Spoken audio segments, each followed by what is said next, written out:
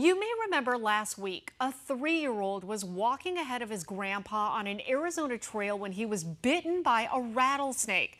Thankfully, he was treated with anti-venom and is okay. But it's not the first time this season that firefighters have gotten a rattlesnake call. Last month alone, firefighters got 105 calls for service over snakes. That's because rattlesnake season starts in March here in the desert and it lasts through October. Our pets face the same dangers. Once the temperatures start to go up and the critters start hunting, you can find them in places you least expect. In the U.S., it's estimated that there's more than 100,000 venomous snake bites that happen to dogs and cats every year. That's according to the ASPCA. Although most will survive, there's no doubt it is frightening and costly. So as a pet owner, what do? Let's ask the expert. Joining me now is Brett the vet with Arizona Animal Hospital. All right, so incredibly terrifying if this were to happen to your pet. So let's go over the signs and symptoms that owners should look for if this happens. Sure. Well, you got to find a snake in your yard. Yeah. Oftentimes it's going to be face or foot. Okay. You'll see a little blood drip. And almost immediately, swelling, profound swelling. Face blows up like a basketball. Yeah. Foot blows up like a boxing glove. Wow. That's when you want to bring them in. Immediately, Yeah. yes. Immediately, yeah. Okay, so when you bring them in, and by the way, some of the other symptoms: paralysis, difficulty breathing, a little wobbly. Let's talk about the treatment though here. So there's anti-venom. That's right. How does that work? Pain's the other big thing we talk about, pain.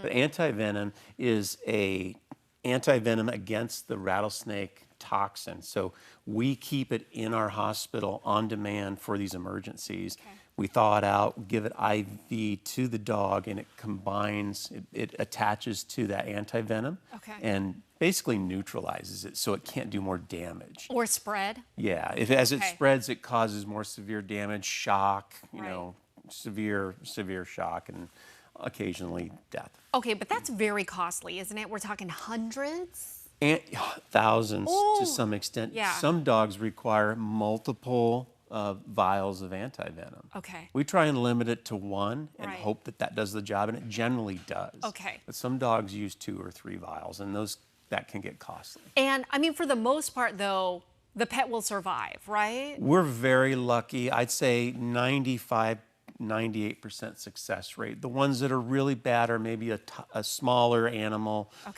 older animal with some conditions, and then the worst ones are the wild, aggressive dog who's got a very high prey drive and goes after the snake, and the snake bites them in the mouth and they swell up that way, and then they just can't breathe. So you got to get them in quick for those. Okay, talk about the vaccine though. Oh yeah, there's a vaccine. Okay.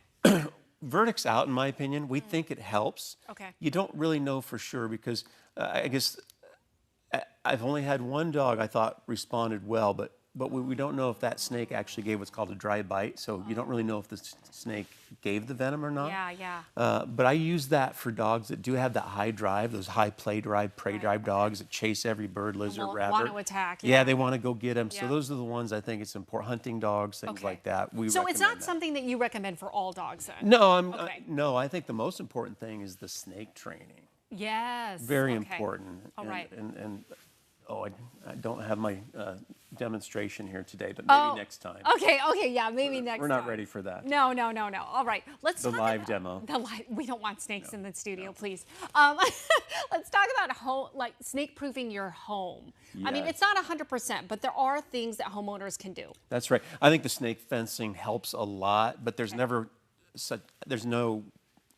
such thing as a 100% snake-proof backyard. So you always want to be careful. Okay. I condition myself to look at the entrance of the door because they always want to come inside. That's when the pictures pop up from neighbors, They're right It's there. right at the door, exactly. So before you open the door and let your pet out, I always look out side to side, check the corners because they're either up against the house or around the perimeter of the fence. And then you kind of look across the yard for a foreign object, something that doesn't belong. Okay. And then you can let your dog go. Yeah. Trimming up the bushes so you can see underneath them, like this thing here. Okay.